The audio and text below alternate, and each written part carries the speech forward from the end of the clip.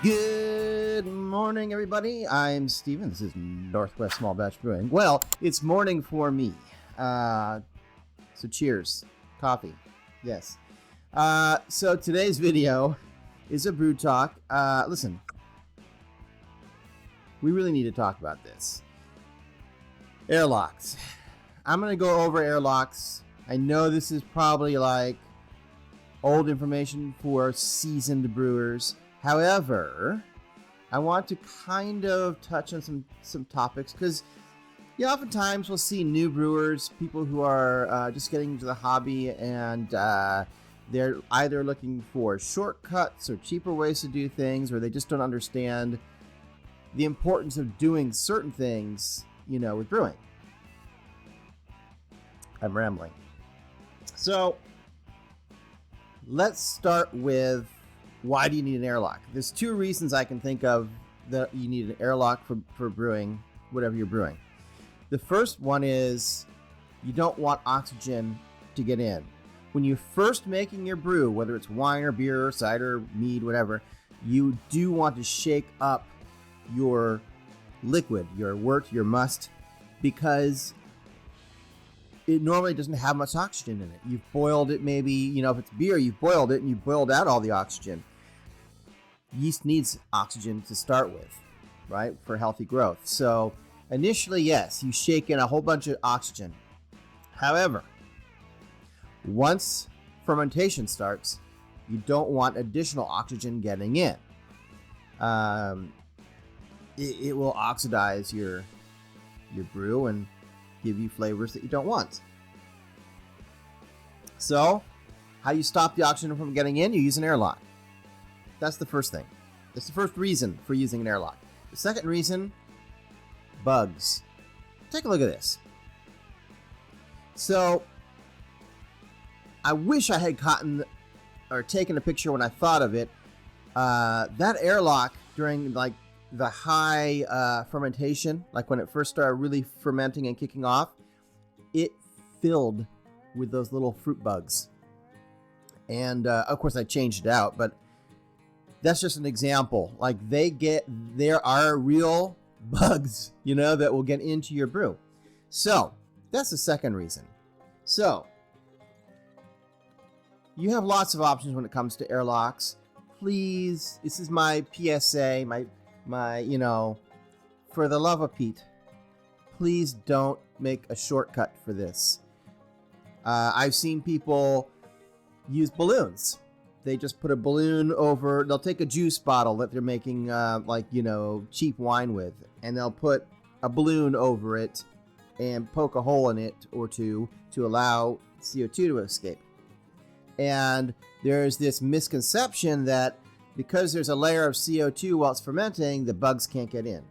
Or the hole is too small. Bugs couldn't possibly get through that hole that you put in the balloon. That's not true. First of all, it's a huge myth about the whole CO2 layer. I don't want to get into it in this video. I've talked about it in other videos, and it's not just me that is saying this. They asked, I'll tell you real quickly. So I think it was Kegland was at a lab testing something else, and they were asking the lab about this, and the lab said, look, oxygen molecules, carbon dioxide molecules, and all, they're very tiny, right? You'd need like an electron microscope to see them. And at that level, there's lots of space between those molecules. They can easily pass by each other without touching. So it's a huge myth to think that a layer of carbon dioxide will keep the oxygen out.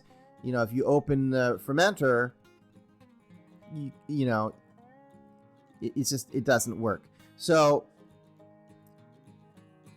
that's one reason for having an airlock. And I've seen and also, of course, the balloon is, unsanitary. It's not been sanitized, and you can get an infection that way. The other thing I've seen people do is, any number of things, right, to get away with it. Some people just leaving it open and not using a lid at all. Some people like loosening the lid on the bottle just a little bit, and then, like if you squeeze the bottle, the lid will go up and down because it's just a little loose. Trust me, bugs can get into any kind of space where there's potential for them to get into. You know, if there's a hole in the balloon, if there's any kind of space that's allowing oxygen to go in and out of that bottle, they can find their way in. I promise you.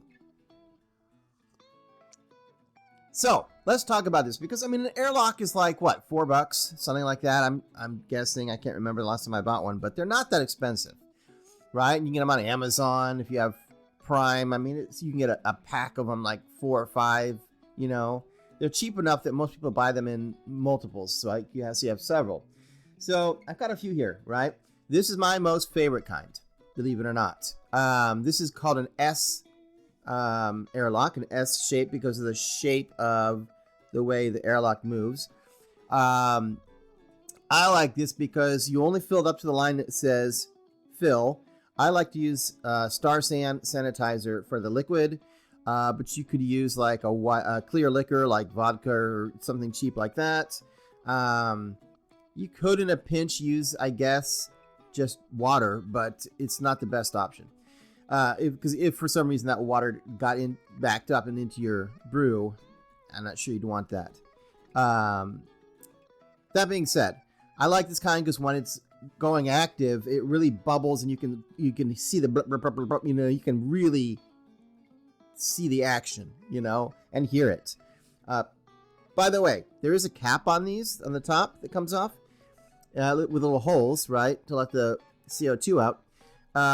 This little cap really won't keep the bugs out. I had a cap on the one of the picture I showed you, so as an example. This is the other most popular style. So this is, for those who are not aware, right? It's called a 3-piece because there's 3 pieces. Go figure.